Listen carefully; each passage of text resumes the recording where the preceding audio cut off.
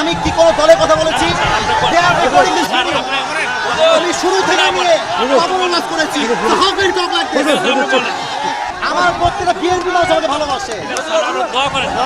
ক্ষমা চাওয়া লাগবে, ক্ষমা চাওয়া লাগবে, ক্ষমা চাওয়া লাগবে এখানে। ক্ষমা চাবে আমি সামলাইতে পারবো না। এই যুবকের মাথা নামতে রাখি না। এটা 5 আগস্ট আগে বাংলাদেশ নয়। কোরআন বিরোধী কথা বলে পিঠের চাপ রাখতে থাকে না। ক্ষমা চাইতেই হবে। আমি ওই পুরো ক্ষমা চাইতে আপনি কি আওয়ামী লীগ করেন? আপনি আওয়ামী লীগ দেখলে আপনি কথা বললেন। আমরা যারা আইন চাকরি কেন দেবেন আপনি এসে? আপনি সাহস দিয়ে দিয়েছে আপনাকে। আপনি যুবকদের জেলে আপনি যুবকদেরকে আশ্চর্য কথা বগুড়ার মাঝে এইটা একটা উল্টো বললে বাবার নাম ধরে দিব আমরা একেবারে। আমার ব্যাকগ্রাউন্ড চেক করবেন আপনি। You have to check my background first, then you can comment on my self. বগুড়ার মাটি এইটা, বগুড়ার মাটিতে কেউ ইসলাম বিরোধী কথা বলবে, এটা বগুড়ার সরকার সহ্য করতে পারবে না। আরে আমি তো শেখ হাসিনাকেই গুনি নাই, আপনাকে মুখের জন্য আমি কি করবেন? আপনারা আমাকে কি করবেন?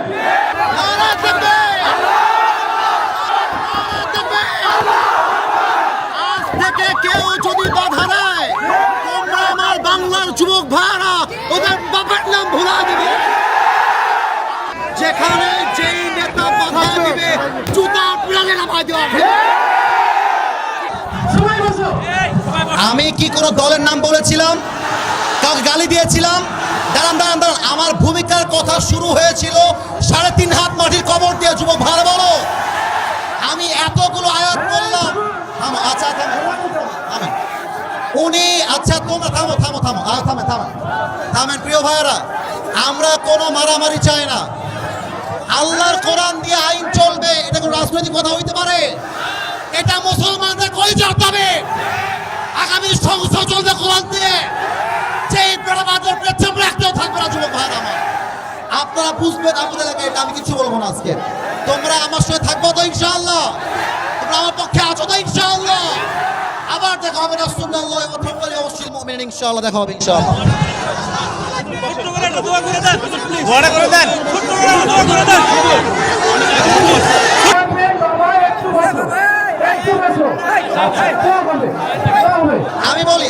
আমি বলি ক্ষমা চাওয়া লাগবে, ক্ষমা চাওয়া লাগবে, ক্ষমা চাওয়া লাগবে এখানে। ক্ষমা চাবে আমি সামলাইতে পারবো না। ওনাকে ক্ষমা না চাইলে মাফলে তো হবে না। যুবক ভাইরা বাতিলদেরকে ছাপ দিয়ে দিয়ে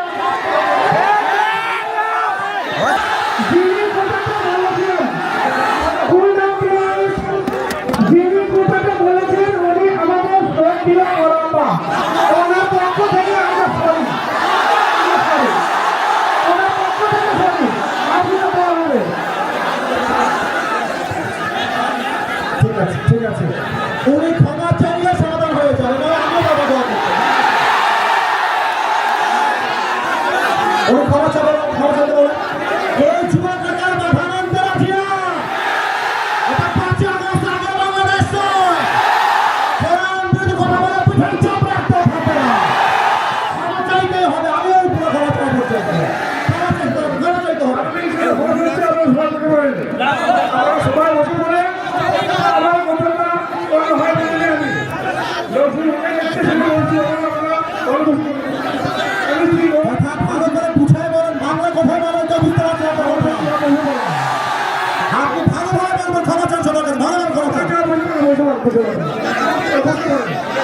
আপনি কি আওয়ামী লীগ করেন? আপনি আওয়ামী লীগ দেখলে আপনি কথা বললেন। আল্লাহ যারা আইন চাকরি কেন দেবেন আপনি এসে? আপনি সাহস দিয়ে দিয়েছে আপনাকে। আপনি যুবকদের জেলে আপনি যুবকদেরকে আশ্চর্য কথা বগুড়ার মাঝে এইটা একটা উল্টো বললে বাবার নাম ধরে দিব আমরা একেবারে। বসেন পেছনে যান, আপনি বসেন। হারুন ভাই বসেন, আপনি হারুন ভাই বসেন। হারুন ভাই বসেন। হারুন ভাই ঠিক আছে ঠিক আছে যাবো। আমি বলি আমার লাস্ট কথা শোনো। ওই লোকের যে লজ্জা থাকে আজকের পর থেকে মাহফিলে বাল বাল করার সুযোগ পাবে না ইনশাআল্লাহ। আমার মাহফিল বলে কথা নয়। যদি কোনো মাহফিলে কেউ বাধা তোমরা ভুলাই দেবা ইনশাআল্লাহ। এবার শোনো কমিটির ভাই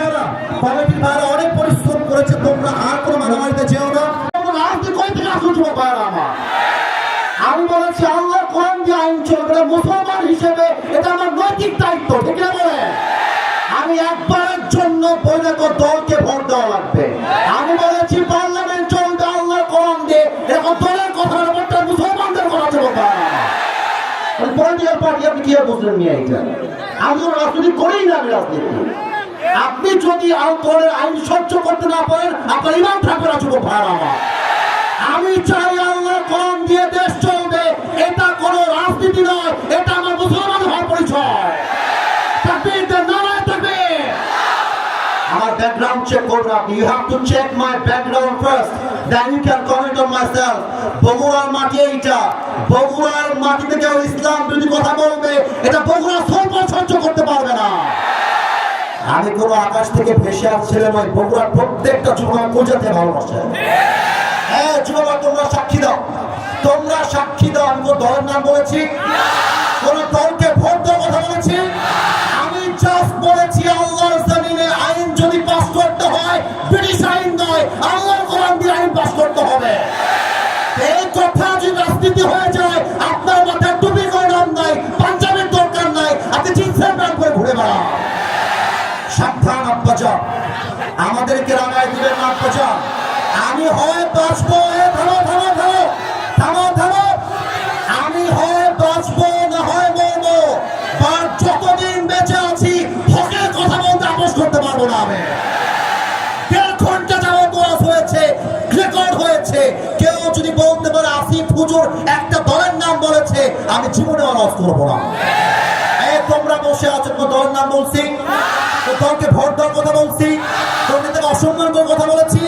আমি জাস্ট বলেছি ধর্ম ইসলাম মুখে নয়, কাজে আমার মানতে হবে। আপনি খালি নামে বলবেন আমার নাম মোহাম্মদ, আর কাজে বলবেন ব্রিটিশ আইন চাই, মানুষের আইন চাই, এটা মুসলমানের পরিচয় হতে পারে না। অতএব আব্বাজান, আমি আপনাকে ভালোবেসে বললাম, আপনার মিডিয়া রেকর্ড হয়ে গেছে, এটা মিডিয়া রেকর্ড হয়ে গেছে, কারণ কিন্তু কোটি মানুষ দেখে ফেলবে এটা। এর জন্য কোথায় কি বলতে হয়, কতটুকু বলতে হয়, সাবধান হয়ে বলতে হবে। এখানে এটা 5 আগস্টের আগের বাংলাদেশ নয়, এটা 5 আগস্টের পরে বাংলাদেশ। আরে আমি তো শেখ হাসিনাকে গুনি নাই, আপনাকে গুনবো কিসের জন্য? আমি কি করবেন আপনারা, আমাকে কি করবেন? আমার যুবক ভাই আমার সঙ্গে আছে, একটা চুলকে ভয় করতে পারবো না আমার এই মাটিতে।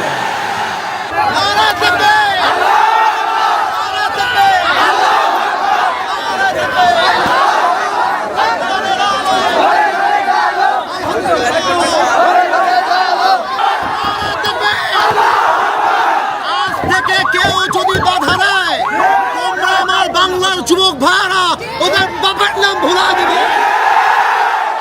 বাংলাদেশ চলবে আল্লাহ কোরআন দিয়ে, মুসলমানের দেশ। এইটা 5 আগস্টের পর দেশটা স্বাধীন করেছি, এটা নাকি বিএনপির লোক? যদি কোন বিএনপির লোক বলে আল্লাহ কোরআন দিয়ে দেশ চলবে না, এমন নেতা চাই যার কোরআন দিয়ে দেশ চালাতে চায়, নেতা চাই যে নবীর আদর্শ মানতে চায়। আজকের পর থেকে লাস্ট কথা, থামো থামো, লাস্ট কথা শোনো। বগুড়া বলে কথা নয়, যেখানে যেই নেতা বাধা দিবে জুতা পিড়ালে নামাই দেওয়া হবে। ঠিক আছে ইনশাআল্লাহ।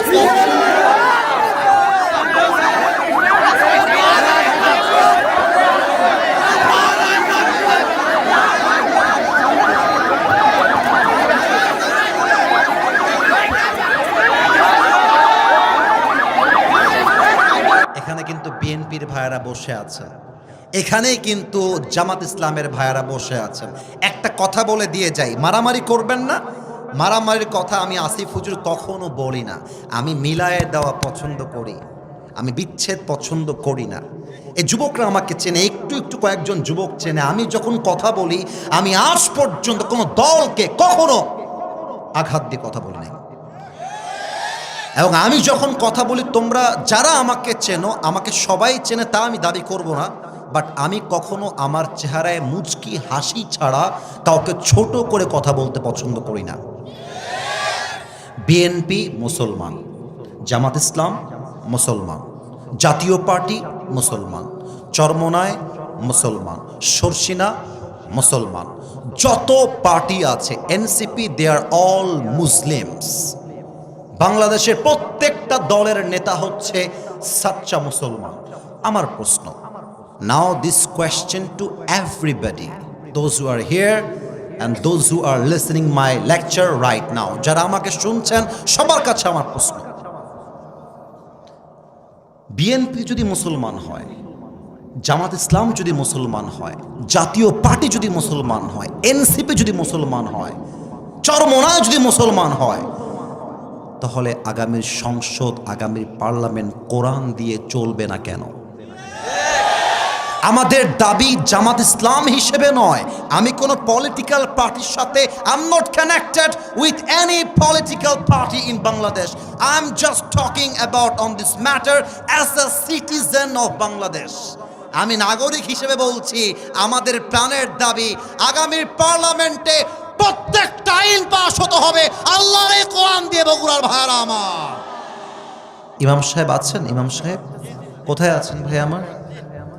ওয়ালাইকুম আসসালাম, মাশাআল্লাহ। আমাদের মসজিদের ইমাম সাহেবও এখানে উপস্থিত রয়েছেন। সত্য কথা বলতে আমি এখানকার কোনো খবর জানি না, বাট আমার মনে হয় যে ইমামরা সমাজে সবচাইতে বেশি সম্মান পাওয়ার যোগ্য, কিন্তু তাদেরকে বেতন দেওয়া হয় সবচাইতে কম, সবচাইতে কম। আপনারা নিউজ দেখেছেন মুরব্বী এবং যুবক ভাইয়েরা, যে খেলোয়াড়ের বেতন নাকি বাংলাদেশে 12 লাখ টাকা, 15 লাখ টাকা, 17 লাখ টাকা তাদের বেতন। তো আমার দাবিটা হচ্ছে, একজন খেলোয়াড় যার কাজের সাথে ইসলামের ন্যূনতম কোনো সম্পর্ক নেই, কোরআনের কোনো সম্পর্ক নেই, তার বেতন যদি দেয় রাষ্ট্র 15 লাখ টাকা, আমার তো মনে হয় ইমামের বেতন হওয়া দরকার 20 লাখ টাকা। আল্লাহ ইমাম সাহেবের সম্মানকে তুমি আকাশচুম্বী করে দাও, পড়েন সবাই আমিন। জনাব মোহাম্মদ আব্দুল বারী প্রামাণিক, আরও আছেন জনাব আলহাজ মোহাম্মদ মতিউর রহমান প্রামাণিক। অনেকের নাম, তো আমি জাস্ট নামগুলো পড়ছি ওনাদের ভালোবাসা দেওয়ার জন্য, ওনাদের সম্মান জানাবার জন্য। আমরা দোয়া করে দিই সহসভাপতি যারাই রয়েছেন, আল্লাহ সবাইকে যেন ইসলামের খাদেম হিসেবে কবুল করে, পড়েন সবাই আমিন। আজকে এই প্রোগ্রামে প্রধান অতিথি আছেন জনাব মোহাম্মদ আশরাফুল আলম, স্টোর অফিসার, রূপায়ণ housing state limited, Dhaka. Sir কি এসেছিলেন? এখনো আছে? ও মাশাআল্লাহ স্যার, মাশাআল্লাহ, ভেরি স্মার্ট। বসে পড়েন স্যার। আমাদের স্যার যে আমাদের মাঝে আছে, আমরা খুশি না বেজার? আমরা দোয়া করি আল্লাহ তাআলা আমাদের প্রিয় আশরাফুল আলম ভাইকে যেন ওমরে ফারুক রাদিয়াল্লাহু তাআলা আনহুর মতো ইসলামের সৈনিক হিসেবে কবুল করুক, পড়েন সবাই আমিন। আমার পূর্বে কথা বলেছেন মাওলানা মোহাম্মদ আলী মুর্তজা খান, অত্যন্ত চমৎকার কথা বলে গেছেন বলে আমি বিশ্বাস করি। আল্লাহ ভাইয়ের কথা অনুযায়ী আমাদের সবাইকে যেন আমল করার তৌফিক দান করেন। যারাই আজকের এই প্রোগ্রামে উপস্থিত আছেন, আমি লাস্ট একটা দোয়া করছি আজকের এই প্রোগ্রামকে বাস্তবায়ন করবার জন্য।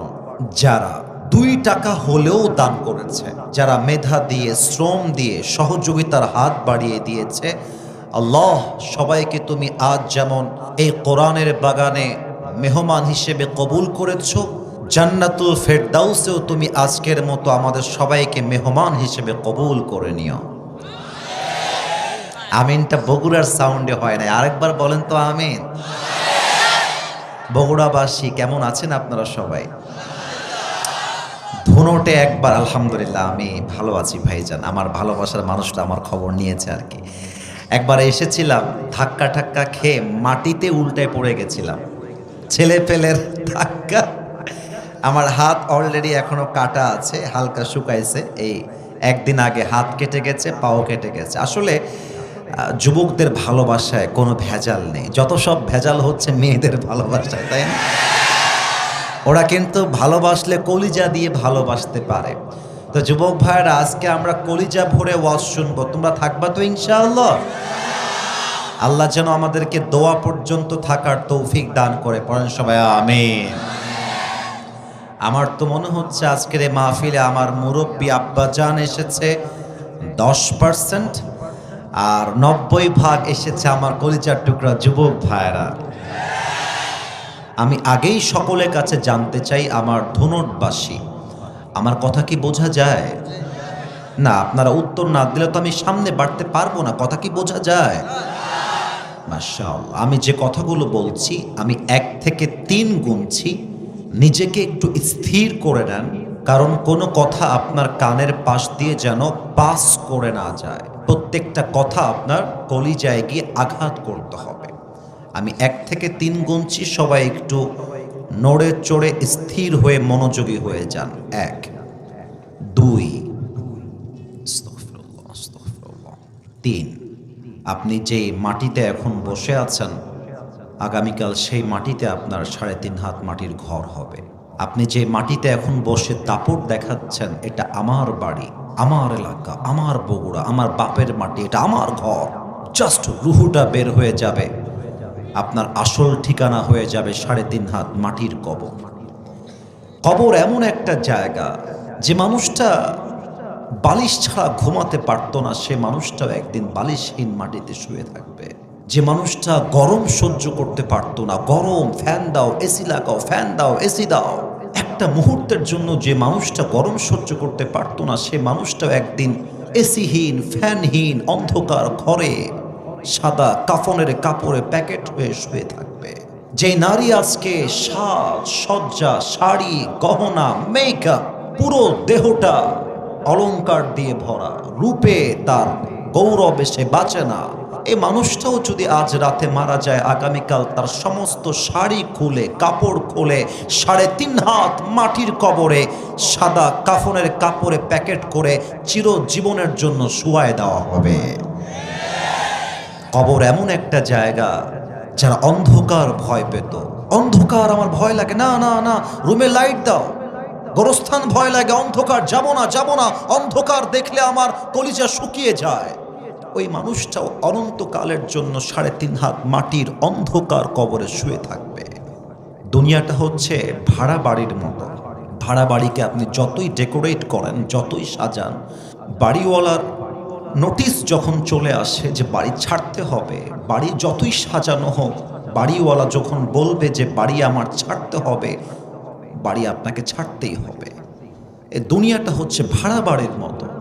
যতই সাজান, যতই গোছান, সারাটা জীবন প্রবাসে গিয়ে দেশে থেকে মাথার ঘাম পায়ে ফেলে, বুকের তাজা রক্তকে পানি করে যতই বাড়ি সুন্দর করেন, ভাড়াটিয়ার আসল মালিক যখন ডাক দিয়ে বলবে your time is over, you just have to come to me, তোর আসার সময় হয়ে গেছে, বাস, যতই সাজানো গোছানো বাড়ি হোক, সব কিছু ফেলে রেখে যেতে হবে এক সত্তার কাছে। বলেন সবাই, তিনি কে? আপনারা আমার কথা যদি একটু বুঝতে সমস্যা হয় আমাকে একটু বলবেন, আমি আরেকবার জিজ্ঞেস করি, আমার কথা কি বোঝা যায়? এত শখের বাড়ি, আমরা মাঝে মাঝে গৌরব করে বলি যে এটা আমার বাড়ি, এই দেখো কত সুন্দর করে সাজিয়েছি, গেট দেখো, গেটের দাম 1 লাখ টাকা, এটা আমার বাপের বাড়ি, এটা আমার দাদার বাড়ি, এটা আমার নিজের বাড়ি। But always remember one thing, always মাথায় রাখবেন, এই বাড়ির মালিক আপনি নন। এই বাড়ির আসল মালিক একজন বগুড়াবাসী। আল্লাহর নামটা আসতে নয়, জবান দিয়ে বলেন তো, আসল মালিক কে? পরের জায়গা, পরের জমিন, ঘর বানায় আমি রই, আমি তো সেই ঘরের মালিক নই। পরের জায়গা, পরের জমিন, ঘর বানায় আমি রই, আমি তো সেই ঘরের মালিক নই। সেই ঘরখানা যার জমিদারি, আমি পাই না তাহার হুকুম জারি, আমি পাই না জমিদারের দেখা, আমি পাই না জমিদারের দেখা, মনের দুঃখ কারে কই, আমি তো সেই ঘরের মালিক নই। একটু গান তো আমার সাথে, পরের জায়গা, পরের জমিন, আমি তো সেই ঘরের মালিক নই। একটু গান না, পরের জায়গা, পরের জমিন, আমি তো সেই ঘরের মালিক নই। ঘরের মালিক কে গো ভাই? না, এটা বগুড়ার সাউন্ড তো হলো না, আরেকবার, ঘরের মালিক কে গো ভাই? প্রতিদিন এই মাটি কবর আপনাকে ডাক দেয়। কি বলে ডাক দেয় জানেন? এটা যদি আপনি শোনেন না, আপনার ঈমান যদি 1 ফোঁটাও থাকে, আপনার গায়ের পশমগুলো দাঁড়িয়ে যাবে। প্রতিদিন কবর আপনাকে ডাক দিয়ে বলে, "এই, আমি তোর আসল ঘর, আমি তোর আসল বাড়ি। তুই আমার থেকে যতই পালিয়ে যাস না কেন, দিন শেষে কিন্তু তোকে আমার ঘরে ফিরে আসতে হবে। তুই আমাকে যতই ভুলে যাস, আমি কিন্তু তোরে ভুলি নাই। তুই যতই দূরে পালিয়ে যাস, তুই কিন্তু আমার থেকে দূরে নস। জাস্ট নিঃশ্বাসটা যে ফেললি, সেকেন্ড নিঃশ্বাস যে নিতে পারবি, তোর কাছে কোনো গ্যারান্টি নাই। একবার নিঃশ্বাস বন্ধ হয়ে যাবে, তুই আমার ঘরে আজীবনের জন্য ঢুকে যাবে।" প্রত্যেক দিন কবর বেনামাজিকে ডাক দিয়ে বলে, "এই বেনামাজি, তুই যখন ফজরের নামাজটা বাদ দিয়ে বাসার মধ্যে ল্যাপ মুড়ি দিয়ে, কম্বল মুড়ি দিয়ে শুয়ে থাকিস, আমি তোকে দেখে বড্ড অবাক হই আর বলি, কিরে, তোর কি ওঠার সময় হয় নাই? কিরে, তোর কি নামাজের প্রতি গুরুত্ব জাগে নাই? কিরে, তুই কি আমার ঘরে আসবি না? কিরে, তুই কোন ঘুমে ডুবে গেলি? এই ঘুম তো তোর নাও ভাঙতে পারে। তুই যদি বলিস আমি আজকে নয় কাল থেকে নামাজি হব, কাল থেকে রোজা রাখবো, কাল থেকে দাড়ি রাখবো, কাল থেকে সুদ ছাড়বো, কাল থেকে বিড়ি ছাড়বো, কাল থেকে পর্নোগ্রাফি রাখবো, ছেড়ে দিব, সব বাদ দিয়ে দিব। বেটা, মাথায় রাখিস, তোর মতো হাজারো যুবক যারা বলতো কাল থেকে ভালো হয়ে যাব, কাল থেকে ভালো হয়ে যাব, ওই কালটা আর আসে নাই। ওরা সেদিনই কবরের বাসিন্দা হয়ে গিয়েছে, ঠিক কিনা বলে? আল্লামা ইকবাল লিখেছেন, হুয়ে নাম ওয়ার বেনিশা कैसे कैसे, जमी खा गई नौजवा कैसे कैसे, ये जगह जी लगाने की दुनिया नहीं है, ये इबरत की जा है तमाशा नहीं है, तुझे पहले बचपन ने बरसू खिलाया, जवानी ने फिर तुझको मजनू बनाया, अजल तेरा कर देगी बिल्कुल सफाया। मेरे दोस्त, ये दुनिया जगह जी लगाने की नहीं है, ये दुनिया इबरत है, तमाशे की कोई जगह नहीं है, ठीक है ना बोले? वमल हयातुद दुनिया इल्ला मताउल गुरूर। This life of this world is nothing more than play and entertainment. আল্লাহ কি কথা বলছে আপনাকে আমাকে? আল্লাহ বলছে, এই যে চাকচিক্যময় দুনিয়া দেখছিস, একটু আমার দিকেই আপনারা তাকান না। আমি কিন্তু অহংকার নিয়ে কোনো কথা বলছি না। আমার বগুড়ার ধুনটবাসী, এই যে আমার পাঞ্জাবিটা, এটা পাকিস্তানি ড্রেস। আমি যেটা বলছি এটা বোঝেন। আমি অহংকারের জন্য বা আমি অনেক বড় লোক, আমি এটা বোঝাচ্ছি না। আমার মূল মেসেজটা বোঝার ট্রাই করবেন। আমার এই পাঞ্জাবিটা পাকিস্তানি পাঞ্জাবি। এই যে ওয়েস্ট কোট পরে আছি, এটা সবচেয়ে দামি ব্র্যান্ডের ওয়েস্ট কোট।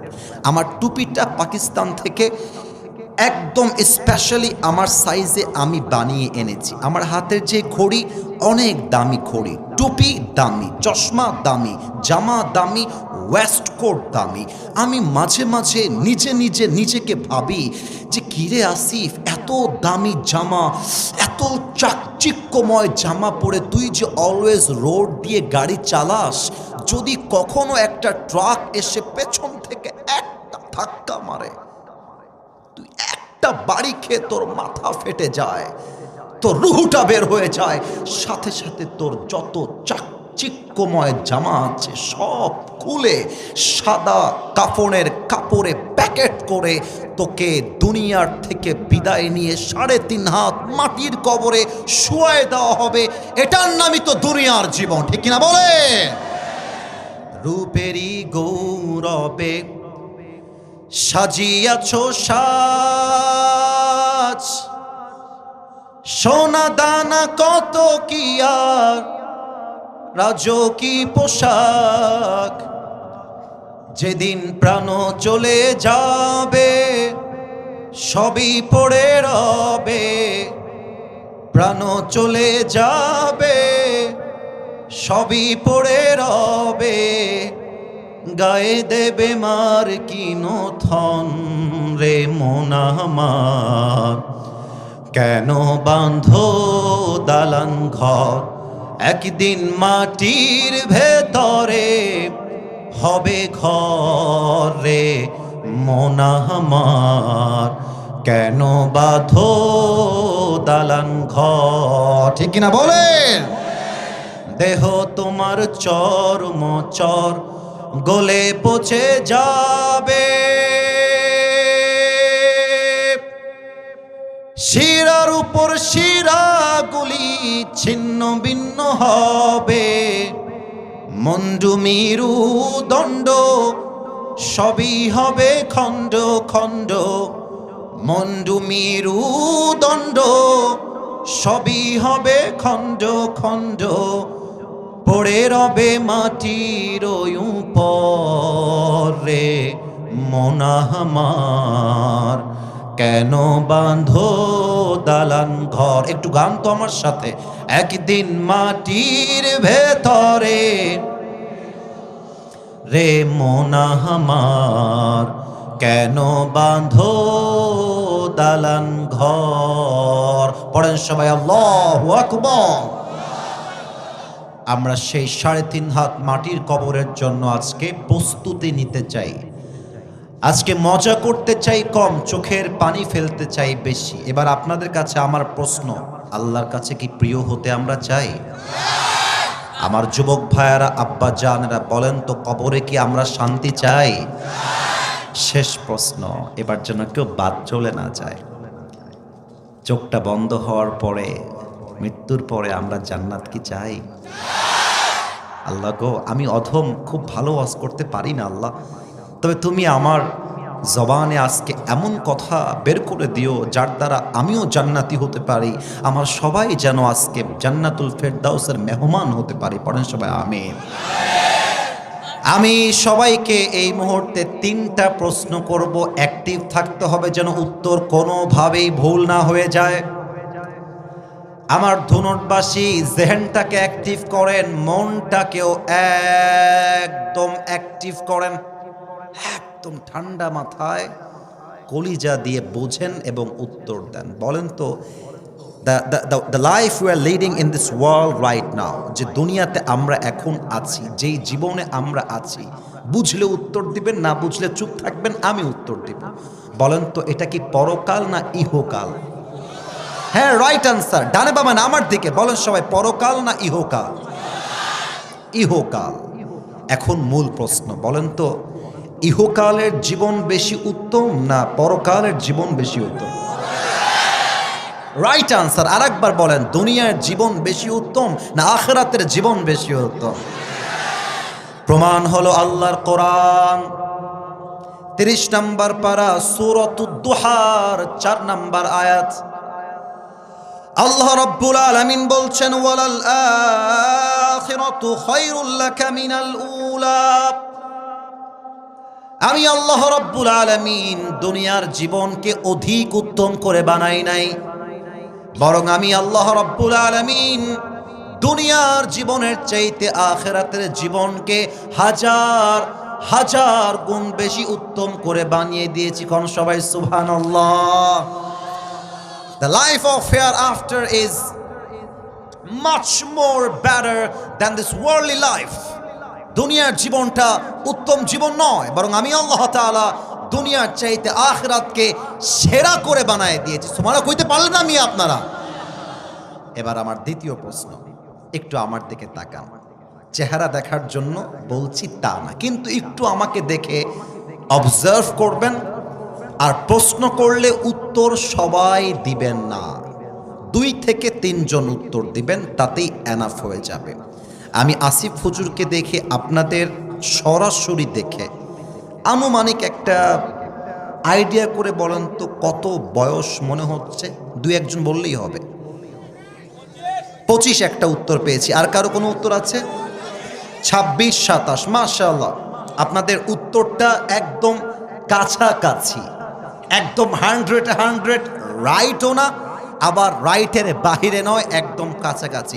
এবার আর একটা প্রশ্ন, এবার মুরব্বী আব্বাজান একটু খেয়াল করেন, স্টেজে তো আছেই, সামনে যারা আছেন একটু খেয়াল করবেন এই প্রশ্নটা।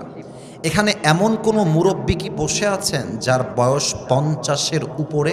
থাকলে একটু হাত তুলবেন, বেয়াদবি নেবেন না আমার কথায়। 50+, এই যে 1 2 3 4 5, হাত নামান আব্বাজান, হাত নামান।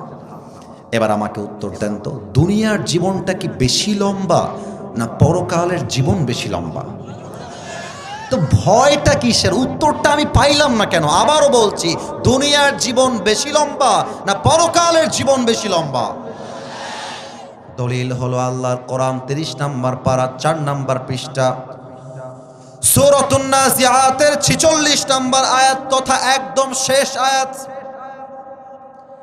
কান্নাহুম ইয়াওমা ইয়ারাউনাহা লাম ইয়ালবাথু ইল্লা আশিয়াতান আও দুহাহা।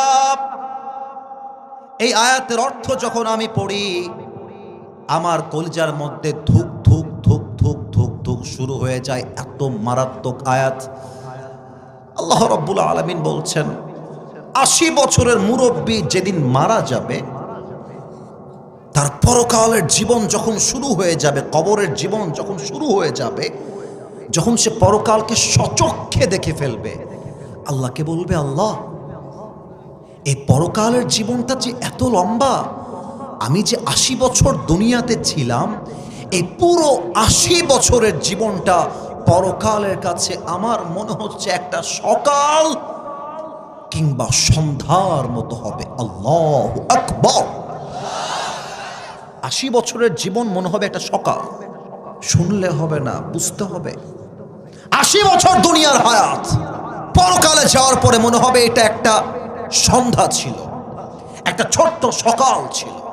এবার সবাই 2টা চোখ বন্ধ করবেন 5 সেকেন্ডের জন্য। আমি আগে বলে দেই বন্ধ কেন করবেন। আস্তাগফিরুল্লাহ, আস্তাগফিরুল্লাহ। 2টা চোখ বন্ধ করে সবাই ভাববেন আপনি এখন এই মুহূর্তে 3.5 হাত মাটির কবরে শুয়ে আছেন। চোখ বন্ধ করতে হবে না, আরেকটু পরে করবেন। আরেকবার বলছি, প্রথম অনুভূতি হবে আমি মাটির কবরে কাফনের কাপড়ে প্যাকেট হয়ে শুয়ে আছি, 1 নাম্বার অনুভূতি। 2 নাম্বার, আপনি ভাববেন আপনার চোখের সামনে মালাকুল মউত দাঁড়িয়ে আছে। জাস্ট ভাববেন, চোখ বন্ধ সবার। আমি আমার চোখ বন্ধ করে ফেলেছি। আমার বিশ্বাস আপনারা চোখ বন্ধ করেছেন। এটা আমার কোনো অর্ডার না, এটা ভালোবাসার দাবি রাখলাম। আচ্ছা, চোখ যদি বন্ধ হয়ে যায়, আমি কাউকে দেখতে পাচ্ছি না তো, চোখটা যদি বন্ধ থাকে মাথাটা একটু সবাই নিচু করেন। মাথা যদি নিচু হয়ে যায়, আমি 1 থেকে 5 গুনছি। 1, একটু ভাবেন আপনি কবরে শুয়ে আছেন, একটু ভাবেন, একটু ভাবেন যে আগামীকাল ফজরের পরে আপনার জানাজার নামাজ শুরু হয়ে যাবে। আমি 1 থেকে 5 গুনছি। 1, 2, 3, 4, 5। চোখ খোলেন, আমার দিকে তাকান। মৃত্যুকে আল্লাহ তাআলা 2টি ভাগে ভাগ করেছেন। এক হচ্ছে নামাজি বান্দার মৃত্যু, আর এক হচ্ছে বেনামাজি বান্দার মৃত্যু। নামাজি বান্দার সামনে যখন মালাকুল মউত এসে দাঁড়িয়ে যাবে, তার হাতের চামড়ার রং হবে সাদা ধবধবে, দেহে থাকবে লম্বা একটা সাদা জুব্বা, দেখতে হবে একদম তাগড়া যুবকের মতো। ডাক দিয়ে বলবে, ইয়া আইয়াতুহান নাফসুল মুতমাইন্না উখরুজি ইলা মাগফিরাতিল্লাহি ওয়া রিজওয়ানি। এই নামাজি বান্দা, আসো, বের হও, আসো আসো আসো। মালাকুল মউত ডাকবে। নামাজি বান্দা বলবে, আইনাল খুরুজ, जाना है तो कहाँ जाना है, मेरा आखिरी ठिकाना कहाँ पर है, मुझे बताओ, যাবো কোথায়। এবার একটা হাদিস বলছি, সুবহানাল্লাহ, কেউ যেন আস্তে পড়বেন না, জোরে পড়বেন। আগে তর্জমাটা করে দেই। মালাকুল মউত বলবে, ইলা মাগফিরাতিল্লাহি ওয়া রিজওয়ানি, আসো আসো, আরে আল্লাহর জান্নাত তো তোমার অপেক্ষায় বসে আছে, তুমি জাস্ট বের হয়ে আসো। সুবহানাল্লাহ পড়বেন না আপনারা? এবার আমার হাতের দিকে তাকান। এটা তো টিস্যু, এমন কেউ নেই যে জানে না। কিন্তু খেয়াল করেন তো, এই টিস্যু কি ধনুটবাসী, গোল না চারকোনা? ভয় পেয়ে গেছেন, উত্তর কিন্তু সঠিকই দিয়েছেন আপনারা। আবারও, গোল না চারকোনা? চারকোনা। হাদিসটা প্র্যাকটিক্যালি বোঝাচ্ছি, বাম হাত না ডান হাত দেখবেন। Look at my right, look at my right hand, ডান হাত দেখবেন। নামাজি বান্দার রুহুকে কবজ করবার জন্য মালাকুল মউত তার ডান হাতটা আলতো করে বাড়ায় দিবে। আমি একটু পেছনে যাচ্ছি হাদিসটা প্র্যাকটিক্যালি বোঝাবার জন্য। একটু পেছনে গেলাম, সাউন্ডটা হালকা কম যাবে। মনে করেন আমি একটা অভিনয় করছি, আমি একজন নামাজি বান্দা, আমি শুয়ে আছি বাসার ভেতরে, আমার মৃত্যুর সময় চলে এসেছে, পরকালের লাইফটা এখনই স্টার্ট হয়ে যাবে। মালাকুল মউত আসবে, ডান হাতটা আলতো করে বাড়াবে, রুহু যখন হালকা করে বের করবে, হাদিসে আসছে একটা পিঁপড়া কামড় দিলে যেই পরিমাণ কষ্ট হয় তার চাইতে কম কষ্ট দিয়ে নামাজি বান্দার রুহুকে কবজ করা হবে। তাও সুবহানাল্লাহ বলতে পারলাম না। এবার এইটার দিকে তাকান। কাফাম মিন আকফানিল জান্নাহ ওয়া হানুত মিন হানুতিল জান্নাহ। নামাজি বান্দার রুহুকে কবজ করার জন্য আল্লাহ তাআলা জান্নাত থেকে একটা লাল রেশমি রুমালের চাদর জান্নাত থেকে দুনিয়াতে নামাজি বান্দার জন্য স্পেশালি গিফট হিসেবে পাঠিয়ে দিবে। সুবহানাল্লাহ। এখানে অনেক যুবক বসে আছো যার মোবাইল ফোন পকেট থেকে বের করে যদি আমি চেক করি, কেউ যদি হাসেন আপনার ঈমান দুর্বল, হাসবেন না। অনেক যুবকের ফোন চেক করলে ওর ফোনে এখন উলঙ্গ মেয়েদের ভিডিও আর ছবি খুঁজে পাওয়া যাবে। এখানে অনেক অডিয়েন্স বসে আছে, দর্শক বসে আছে যার পকেট চেক করলে এই মাহফিল থেকে এখন বিড়ির প্যাকেট বের হবে, এখনই বের হবে। এখানে অনেক অনেক যুবক বসে আছে যেই যুবকগুলো এই মাহফিলে এসে তার গার্লফ্রেন্ডকে মেসেঞ্জারে মেসেজে রিপ্লাই করেছে, এখানেই আছে। না, আমি আবারও বলছি, আমি তোমাকে হাসির খোরাক দেই নেই। কেউ কারো দিকে তাকিয়ে হাসতে যেও না। যার যার গুনাহ তাকে আল্লাহর সঙ্গে বুঝতে দাও। You just have to look at my face. তুমি আমার দিকে তাকাও, আমার দিকে তাকাও। এমন বেনামাজি যুবক, এমন বেনামাজি মুরব্বী, এমন বেপর্দা মহিলা, যখন তার সামনে মালাকুল মউত আসবে, তার এই চোখটা হবে বিশাল লম্বা, আর হাদিসে আসছে চোখটা হবে লাল টকটকে, একদম লাল। আমি একটু বোতামটা খুললাম, এই পুরো দেহের চামড়াটা হবে নীলাভ বর্ণের চামড়া, নীল। পা থাকবে জমিনে, মাথা থাকবে আকাশ বরাবর, বিশাল লম্বা দেহ হবে তার। গায়ের পোশাকটা হবে কালো কুৎসিত পোশাক।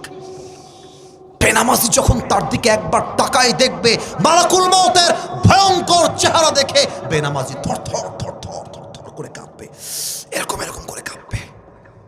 আর মুখের এই ডান পাশ দিয়ে সাদা সাদা ফেনা বের হওয়া শুরু হবে, ফেনা ফেনা। বেনামাজির দিকে মালাকুল মউত একটা চিৎকার দিয়ে ধমক দিবে, ইয়া আইয়াতুহান নাফসুল খাবিসা উখরুজি ইলা গাযাবিল্লাহ। এই বেনামাজি বের হ, একটা ধমক দিবে, বেনামাজির দিকে তাকায়। আর বেনামাজির রুহুটা ছিঁড়ে বের হবে। একবার ডান দিকে দৌড় দিবে, বাম দিকে দৌড় দিবে, একবার পেছনের দিকে দৌড় দিবে। এবার বেনামাজির দিকে মালাকুল মউত তার বাম হাতটা বাড়াবে। এবার আমার বাম হাত দেখবেন সবাই, look at my left hand. বাম হাত দেখেন। He will take his left hand just like step back. পেছনে নিবে মালাকুল মউত তার বাম হাতটা, পজিশন সেট করে। বেনামাজি মুরব্বী, বেনামাজি যুবক, বেনামাজি মা, বেনামাজি বোন রুহের দিকে একটা থাবা মারবে। থাবা মারার সাথে সাথে যখন রুহুটাকে বের করে আনবে, হাদিসে আসছে একটা জীবিত ছাগলকে জাবেহ না করে তার চামড়া কেউ যদি ব্লেড দিয়ে এমন করে ছিঁড়ে ফেলে, ছাগলটার যে পরিমাণ কষ্ট হয় তার চাইতে কমসে কম 70 গুণ বেশি কষ্ট দিয়ে বেনামাজি বান্দার রুহুকে কবজ করা হবে। বলেন সবাই নাউজুবিল্লাহ। এই কথা শুনেও যদি আজকে থেকে নামাজ কেউ না পড়ে, আমার তো মনে হয় তার চাইতে হতভাগা আর কেউ হতে পারে না, ঠিক কিনা বলেন? রুহু যখন কবজ হয়ে যাবে, আমার আব্বা 7 বছর আগে মনে পড়ে গেল, তাই বলছি, বলা যাবে না? আমি একটা কথা বলবো, এটাও হাদিসের সঙ্গে সম্পৃক্ত, যদি পারমিশন পাই তবে বলবো, বলা কি যাবে? 7 থেকে 8 বছর আগে আমার আব্বা হার্ট অ্যাটাক করেছিল। হার্টের পেশেন্ট আমার বাবা, 3 বার হার্ট অ্যাটাক করেছে।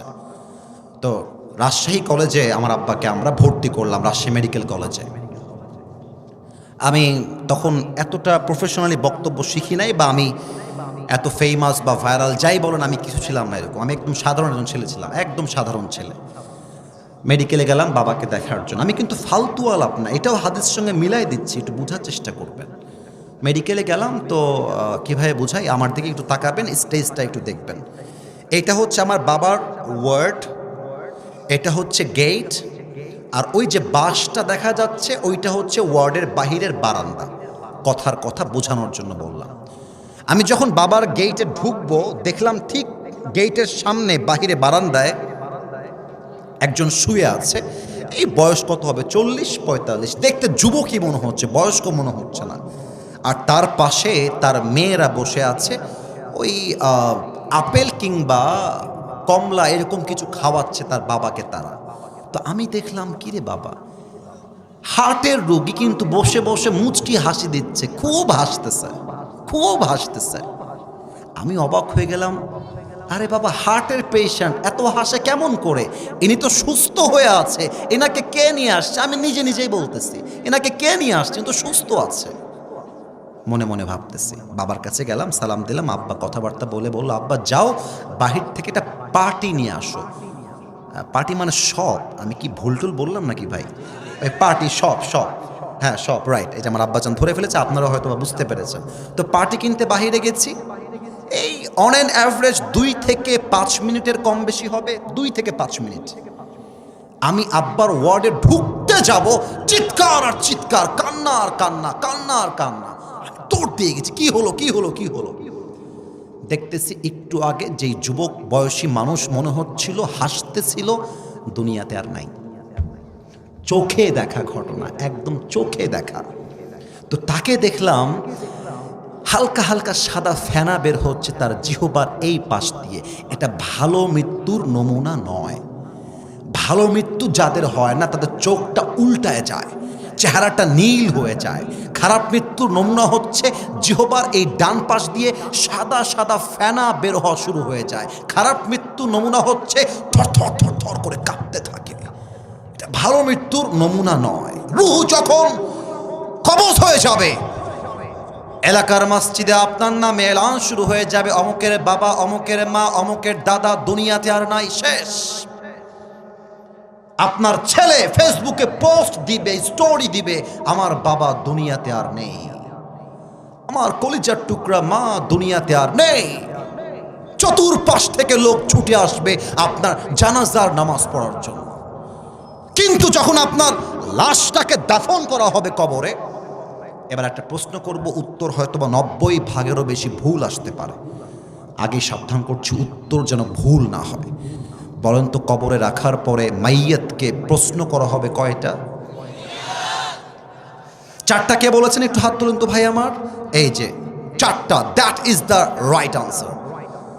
মোট প্রশ্ন 3টা নয়, মোট প্রশ্ন হবে 4টা। আমি প্রশ্ন করছি, উত্তর দিবেন আপনারা। বলেন তো, আমার রব্বুক, আমাদের রবকে। আরো জোরে বলতে হবে, আমাদের রবকে। আল্লাহ আমার রব, এই রবি আমার সব, দমে দমে তনু মনে তারি অনুভব। তোমার দুনিয়াতে আমি যেদিকে তাকাই, অথই নেয়ামতে ডুবে আছি সবাই। পাখ পাখালির কণ্ঠে শুনি তাসবিহ কল রব, তাসবিহ কল রব। আল্লাহ আমার রব, এই রবি আমার সব। রবকে। এবার একটু আমার দিকে তাকান তো, এইটা আমার মুখে কালো কালো কি? এরা ধরতে পেরেছে, আপনারা উত্তর দেন নাই। আর একবার, এইটার নাম আব্বাজান। কবরের প্রশ্ন যতই মুখস্থ করেন, মুখস্থ দিয়ে উত্তর দেওয়া যাবে না আব্বাজান। আগে ঈমান এবং আমল ঠিক করতে হবে, তখন প্রশ্ন মুখস্থ করতে হবে না। আল্লাহ জবাবটা সহজ করে দিবে, ঠিক না বলেন? এবার একটু আমার দিকে তাকায় বলেন তো, আমি যে চাপ দাড়ি রেখেছি, যুবক ভাইরা, আমাকে পাম দেওয়া লাগবে না, যা বলবা মন থেকে। আমি যে চাপ দাড়িটা রেখেছি, আমাকে দেখতে আনস্মার্ট লাগতেছে না? আমি উত্তর পাইনি। আমাকে দাড়িতে কি অসুন্দর লাগতেছে? দেখতে কি আমাকে খ্যাত লাগতেছে? অনেক মেয়ে আছে দেখবা, দাড়িওয়ালা যুবক দেখলে চুলকানি শুরু হয়ে যায়, জ্বালা পোড়া শুরু হয়ে যায়। বলে যে দাড়িওয়ালাকে বিয়ে করতে চাই না, আমার তো গাঞ্জাখোর বেশি পছন্দ হয়। অনেক মেয়ে আছে দেখবা দাড়িওয়ালা দেখলে নাক ছিটকায়। বগুড়ার ধুনটের ছেলেরা মাথায় রাখবা, যেই মেয়ের দাড়িওয়ালা পছন্দ নয় তার জন্য বিটিএস এর হিজড়া ছাড়া সেকেন্ড কোন অপশন আমাদের কাছে নাই যুবক ভাইরা। আরে যেই মেয়ে দাড়ি পছন্দ করে না সে তো আমার বাড়ির বউ হওয়ার যোগ্যতাই রাখে না। এবার বলেন তো আমার নবীর মুখে লম্বা লম্বা দাড়ি ছিল কি ছিল না? আমার নবীর মতো সুন্দর কে তল্লাটে আর কেউ হতে পারে? চাঁদের চেয়ে সুন্দর তুমি, নবী আমার কমলিহিওয়ালা, দো জাহানের বাদশাহ তুমি, প্যারা নবী সাল্লাল্লাহু আলা, দো জাহানের বাদশাহ তুমি, প্যারা নবী সাল্লাল্লাহু আলা, চাঁদের চেয়ে সুন্দর তুমি, নবী আমার কমলিহিওয়ালা। সুবহানাল্লাহ পড়বেন না আপনারা মিয়া? এই জন্য দাড়ি রেখে দাও। তুমি দাড়ি রাখলে তোমার কপালে টিকটকার মেয়ে নয়, তোমার কপালে ফাতেমার মতো চরিত্রবান মেয়ে পেলে মিলে যাবে, ঠিক কিনা বলো? আর কি বলবো দুঃখের কথা, কথা বলতে গেলে তো আপনার রাগটা করতে পারে না। রাগ করবেন আপনারা সবাই? অনেক মা বোনেরা আমাকে শুনছেন বাহির থেকে, কেউ বাড়ির থেকে, কিন্তু আমি কোনো কথা কোনো মেয়েকে আঘাত করবার জন্য বলছি না। আব্বা জান, আমি আপনাকে আঘাত করবার জন্য বলছি না। অনেক মেয়ে আজকাল বোরকা পরে বোঝায় আমি আমার নবীকে অনেক ভালোবাসি, আমি ইসলামকে অনেক ভালোবাসি, কিন্তু বোরকা পরে টিকটকে নেচে বেড়ায়। বলো এরকম মেয়ে আছে না নাই? বলো বলো বলো। আর একটা রহস্য ফাঁস করে দিয়ে যায়, কবে আবার আসবো? মেয়েরা আবার রাগটা, আর রাগ করলো সমস্যা না, আমি তো আর আসবো না এদিকে হয়তো বা। আচ্ছা বলে দিয়ে যায় মেয়ে। অনেক মেয়ে আছে দেখবেন, আব্বা চান রাগ করবেন না, আমি বাস্তব বলতেছি আব্বা চান, অনেক মেয়ে আছে দেখবেন বোরকা পরে এই পুরো হাতাটা খোলা, শুধু এখানেই শেষ নয়, হাতে আবার রঙিন রঙিন মেহেদি লাগায়।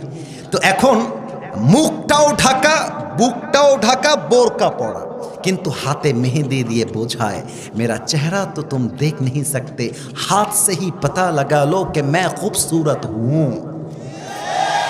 প্রিয় বোন আমার, আপনার বোরকা পরে যদি দেহ দেখাবার এত শখ হয়, অনেক মেয়ে তো এত টাইট ফিটিং বোরকা পরে তার দেহের প্রত্যেকটা অঙ্গ প্রত্যঙ্গের ভাঁজ বোঝা যায়। আপনার যদি দেহ দেখাতে এতই মন চায়, আপনার মতো মেয়ের জন্য বোরকা পারফেক্ট নয়, আপনাকে জিন্সের প্যান্ট আর টি শার্টই বেশি মানাবে প্রিয় বোন আমার। অতএব বোরকা পরলেই দিনদার হওয়া যায় না। অনেক মেয়ে বোরকা পরে বগুড়ার মমইন পার্কে প্রেম করে বেড়ায় বয়ফ্রেন্ডকে নিয়ে। যুবক ভাড়া বলো, দেখলেই মনে হবে ইয়ার ইয়ে তো अभी के अभी जन्नत से भाग के दुनिया में आई है माशाআল্লাহ। দেখলে কনফার্ম জান্নাতি মনে হয়। অতএব মাথায় রাখতে হবে নবীকে ভালোবাসি, নবী আমার মুহাম্মদুর রাসূলুল্লাহ সাল্লাল্লাহু আলাইহি ওয়াসাল্লাম, জাস্ট জবানে বললে হবে না, কাজে প্রমাণ দেওয়া লাগবে আমরা নবীকে ভালোবাসি, ঠিক কিনা বলেন? এবার বলেন তো আমাদের ধর্মের নাম কি? মাশাআল্লাহ, এই উত্তরটা আমার মন মতো হয়েছে, আওয়াজ জোরে আসছে। আরেকবার, বিরক্ত আর করতে চাই না, প্রায় 1.5 ঘন্টা হয়ে গেছে বসা। আপনারা কি ওয়াজ চান না দোয়া চান? কোনটা? ওয়াজ চান তো সবাই ইনশাআল্লাহ? একটু আরেকবার উত্তর দেন আমাদের ধর্মের নাম। এখানে কিন্তু বিএনপির ভাইয়েরা বসে আছে, এখানেই কিন্তু জামাত ইসলামের ভাইয়েরা বসে আছেন। একটা কথা বলে দিয়ে যাই, মারামারি করবেন না। মারামারির কথা আমি আসিফ হুজুর কখনো বলি না। আমি মিলায়ে দেওয়া পছন্দ করি, আমি বিচ্ছেদ পছন্দ করি না। এই যুবকরা আমাকে চেনে, একটু একটু কয়েকজন যুবক চেনে। আমি যখন কথা বলি, আমি আজ পর্যন্ত কোনো দলকে কখনো আঘাত দিয়ে কথা বলি নাই। এবং আমি যখন কথা বলি, তোমরা যারা আমাকে চেনো, আমাকে সবাই চেনে তা আমি দাবি করব না, বাট আমি কখনো আমার চেহারায় মুচকি হাসি ছাড়া কাউকে ছোট করে কথা বলতে পছন্দ করি না। বিএনপি মুসলমান, জামাত ইসলাম মুসলমান, জাতীয় পার্টি মুসলমান, চরমোনায় মুসলমান, শর্ষিনা মুসলমান, যত পার্টি আছে NCP, they are all Muslims. বাংলাদেশের প্রত্যেকটা দলের নেতা হচ্ছে সাচ্চা মুসলমান।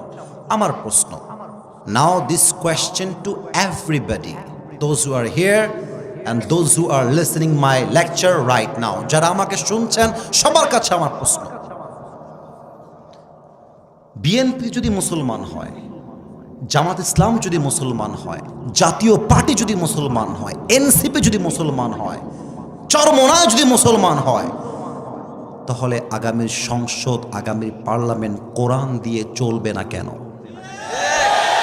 আমাদের দাবি জামাত ইসলাম হিসেবে নয়, আমি কোনো পলিটিক্যাল পার্টির সাথে I am not connected with any political party in Bangladesh. I am just talking about on this matter as a citizen of Bangladesh. আমি নাগরিক হিসেবে বলছি, আমাদের প্রাণের দাবি আগামীর পার্লামেন্টে প্রত্যেকটা আইন পাস হতে হবে আল্লাহর এই কোরআন দিয়ে। বগুড়ার ভাইরা আমার,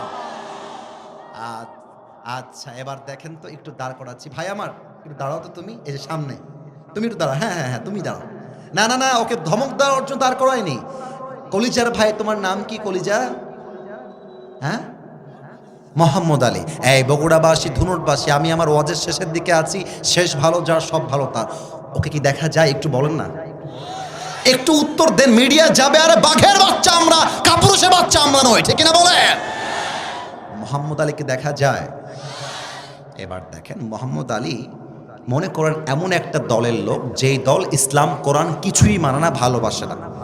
এখন ওই যে আব্বাজান দেখেন, ওই যে পেছনে যেই গেটটা দেওয়া আছে, আমি ওই পর্যন্ত গেছি, বাড়ি যাব বা আর এক প্রোগ্রামে, গাড়ি থামায় দিয়েছে মোহাম্মদ আলী। কি হুজুর, কবরের বস্ত্র ভালোই লাগছিল, গান গাইলেন ভালোই লাগলো, আপনাকে পার্লামেন্টে কোরআন যাবে এই কথা বলতে কে বলেছে হুজুর? পাতি নেতা, পাতি নেতা আর কি। আচ্ছা আচ্ছা, হ্যাঁ, কথা কিন্তু আব্বাজান বুঝে গেছে। তো এখন আমি বললাম, এই তোর বাড়ি, আমাদের রাজশাহীর একটা ভাষা আছে, এ তোর বাড়ি কতিবে, রাজশাহীতে বলে। তো ওকে বললাম যে, এই ছেলে, এই থাম, তুই থাম, তোকে আমি দেখতেছি। দিয়ে আমি ড্রাইভার সাহেবকে বললাম, হ্যাঁ ড্রাইভার সাহেব, গাড়ির মধ্যে একটা হাইসা আছে, বের করেন তো, ওই শালাকে দেখে নিব আজকে। দিয়ে হাইসা নিয়ে এসে মোহাম্মদ আলীর পায়ে মারছি একটা কোপ, ওর ডান পা কেটে পড়ে নিচে পড়ে গেছে। সোনামণি নতুন, বসো বসো বসো। ও ভয় কাঁপতেছে। আচ্ছা এবার না না না, হাসলে হবে না, কথা বুঝতে হবে। আমার ধর্ম যে ইসলাম, আমার ধর্ম ইসলাম কেন? আমার ধর্ম খ্রিস্টান না কেন? আমার ধর্ম ইহুদি না কেন? বৌদ্ধ না কেন? আমরা তো মুসলমান হয়ে কলিজার মধ্যে গৌরব বোধ করি, ঠিক না বলে? এখন সবাই মিলে চিৎকার দিয়ে বলছে, আসিফ হুজুরকে আটকা।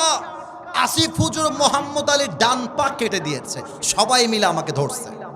আগামীকাল সকালবেলা আমাকে বগুড়ার জেলখানায় ভরে দিয়েছে, ঢুকো জেলখানায়। 3 দিন পরে আমার বগুড়া জেলা আদালতে বিচার হবে, আসিফ হুজুর অমক যুবকের ডান পা কেটে দিয়েছে। এই আমি কিন্তু হাসির জন্য বলি না, বোঝাবার জন্য বলেছি। এখন জজ সাহেব বলছে, আসিফ হুজুর না, আপনি খালি লোকটা দেখতে সুন্দর, লোকটা আপনি আসলে ভালো না গো, কাজটা আপনি ঠিক করেন না। আপনার বিচার হলো ব্রিটিশ আইন অনুযায়ী 5 বছরের জেল আর 1 লাখ টাকা জরিমানা। এখন বিচারটা সঠিক হলো কিনা বোঝার জন্য দাড়িপাল্লা নিয়ে আসা। দাড়িপাল্লার একদিকে দেন মোহাম্মদ আলীর ডান পা কাটা, দাড়িপাল্লার আর একদিকে দেন আমার বিচার 5 বছরের জেল আর 1 লাখ টাকা জরিমানা। নাও দিস কোয়েশ্চেন টু ইউ, উত্তর দিবেন বাঘের বাচ্চার মতো, ভয়ের কোনো কারণ নাই। দাড়িপাল্লার ডান দিকে ডান পা কাটা, দাড়িপাল্লার বাম দিকে 5 বছরের জেল, 1 লাখ টাকা জরিমানা। আপনি কিয়ামত পর্যন্ত যদি টান মারেন দাড়িপাল্লার আগায় ধরে, সমান সমান হবে? আপনার একটু জোরে কইলে না কইতে পারি, সমান সমান হবে? আচ্ছা 10 বছরের জেল, 5 লাখ টাকা জরিমানা, আবার টান দেন, সমান সমান হবে? সমান সমান করতে চাইলে আপনাকে আল্লাহর জমিনে আল্লাহর কোরআন দিয়ে সংবিধান কায়েম করতে হবে। কেমন করে? দলিল দিচ্ছি। ওয়াকাতাবনা আলাইহিম ফিহা আন্নান নাফসা বিন-নাফস ওয়াল আইনা বিল আইনি ওয়াল আনফা বিল আনফি ওয়াল উযুনা বিল উযুনি ওয়াস সিন্না বিস সিন্নি ওয়াল জুরুহা কিসাস। আল্লাহ বলছে, কেউ তোমার চোখ তুললে তুমি তার চোখ তুলো, হাতের বদলে হাত, পায়ের বদলে পা, নাকের বদলে নাক, জানের বদলে জান। এটার নাম ইসলামের সংবিধান। এবার আইন পাস করেন আল্লাহর কোরআন দিয়ে। জজ সাহেব বলবে আসিফ হুজুর ডান পা কেটে দিয়েছে, তোমরাও আসিফ হুজুরের ডান পা কেটে দাও। এবার দাড়িপাল্লা নিয়ে আসেন, দাড়িপাল্লার ডান দিকে মোহাম্মদ আলীর ডান পা দেন, দাড়িপাল্লার বাম দিকে আসিফ হুজুরের কাটা ডান পা দেন। এবার টান দেন, দেখবেন সমান সমান হয়ে গেছে। ওমান হাকামা বিহি আদালা, এই কোরআন দিয়ে যে বিচার করবে সেই তো সঠিক বিচার করতে পারবে। অতএব আমরা আগামী বাংলাদেশের নির্বাচনে কোনো গাঁজাখোর এমপিকে দেখতে চাই না, সুদখোর এমপি দেখতে চাই না। আমরা দেখতে চাই এমন এমপি যে এমপি আল্লাহর এই জমিনে আল্লাহর কোরআন দিয়ে আইন পাস করতে চায়। এই হচ্ছে 3টা প্রশ্ন। এবার 4 নাম্বার প্রশ্ন বলেই আমরা শেষের দিকে যাব। 4 নাম্বার প্রশ্ন এবার কবরে হবে। ফেরেশতা বলবে কি রে বাবা, এ তো একটাও আটকায় না, ব্যাপার কি? বলবে এই ভাই, ওমা ইলমুক, what is the source of your knowledge? তুমি এতগুলো জ্ঞান অর্জন করেছো কই থেকে? তোমার জ্ঞানের উৎস কোথায়? এবার একটু উত্তর দেন। আমাদের জ্ঞানের উৎস একটা কিতাব, কিতাবটার নাম আপনারা বললেন না, একটু জোরে বলবেন সবাই মিলে, কিতাবটার নাম আরো জোরে বলতে হবে, জ্ঞানের উৎস কিতাবটার নাম। এবার সবাই 2 হাত তোলেন, সবাই 2 হাত তোলেন। প্রিয় ভাইয়েরা আমার, কমিটির সঙ্গে আমার ওয়াদা ছিল সব জায়গায় 1 ঘন্টা ওয়াজ করি, এখানেও 1 ঘন্টা হবে, কিন্তু 1 ঘন্টা পার হয়ে প্রায় 1.5 ঘন্টার কাছাকাছি হয়ে গেছে। তবে কমিটিকে ধন্যবাদ, তারা 10টার পর পর এসে আমাকে স্টেজে উঠিয়ে দিয়েছে। আমরা রাত ভোর নয়, আমরা ওয়াজ কম শুনলেও হবে, বাট ফজরের জামাতটা মিস করা যাবে না, ঠিক কিনা বলে? একটু হাতটা মুষ্টিবদ্ধ করেন, একটু আমার দিকে তাকায় করলে ভালো হবে। এই যে এইভাবে, মাশাআল্লাহ মাশাআল্লাহ। এবার একটু উঁচু করেন, মাশাআল্লাহ। যা বলছি তাই শুনছি, এটা আমার বগুড়ার মাটি, আমার প্রাণের মাটি। একটু আল্লাহকে ডাক দেন, আল্লাহ। আওয়াজটা আগের মতো হয় নাই, আর একবার আল্লাহ। এবার একটু কাশি দিয়ে গলা ঠিক করতে হবে। আমরা কয়েকটা ওয়াদা করব আল্লাহর সাথে, ওয়াদা শেষ দোয়ার দিকে যাব। একটু জোরে আল্লাহ, আর একটু জোরে, ও আমার আল্লাহ, তোমার, একটু বুঝতে সমস্যা হয়েছে, আবারও বলছি, তোমার শাহী দরবারে। একটু জোরে বলেন, দিল থেকে। মাশাআল্লাহ, আমার পেছনে আব্বাজানরা অনেক ভালোবাসে আমাকে, তারাও উত্তর দিচ্ছে। আর একবার, দিল থেকে তওবা করলাম, ও আমার আল্লাহ। মাশাআল্লাহ, আমার পেছনে আব্বাজানের জোর অনেক বেশি দেখছি। না, আমি বলি, আপনারা বলবেন, ও আমার আল্লাহ, তুমি আমার জীবনের সব গুনাহ মাফ করে দাও। তোমরা কিন্তু বলো না এই ভাই, আল্লাহ তো মাফ করতেও পারে, তাই না? বলো, আল্লাহ তো তোমাকে ক্ষমা করতেও পারে। আল্লাহকে বলো, আল্লাহ মাফ করে দাও। পড়েন সবাই আওয়াজ দিয়ে, আমিন। এবার হাতটা নামিয়ে ওয়াদা করেন, এই হাতটা উঠবে না, তবে এই ডান হাতটা বুকে রাখেন। মাশাআল্লাহ, সবাই রেখে দিয়েছে, সবাই রেখে দিয়েছে বুকে, ডান হাতটা বুকে। লাস্ট ওয়াদা, শেষ ভালো যার সব ভালো তার। বলেন সবাই আল্লাহ, আর একবার আল্লাহ। দিল থেকে নিয়ত করলাম। আর নিয়তটা করো রে ভাই, নিয়তটা করতে সমস্যা কোথায়? তোমরা আমাকে ঘৃণা করো, মনে করো যে আসিফ হুজুরকে আমার পছন্দ না, বাট নিয়তটা তো করতে সমস্যা নেই। বলো সবাই, নিয়ত করলাম আজ থেকে 1 ওয়াক্ত নামাজ, আর আরো জোরে, আর কখনো ছাড়বো না। এবার একটু হাত তুলতে হবে, বলেন সবাই আওয়াজ করে হাত তুলে, ইনশাআল্লাহ। এবার তাকবীরদের হাত তুলে, নারে তাকবীর, লিল্লাহি তাকবীর। আল কোরআনের আলো, আল হাদিসের আলো, কোরআন হাদিস যেখানে, আলেম ওলামা যেখানে, বগুড়াবাসী যেখানে, আল্লাহ যেন কবুল করে, পড়েন সবাই আমিন।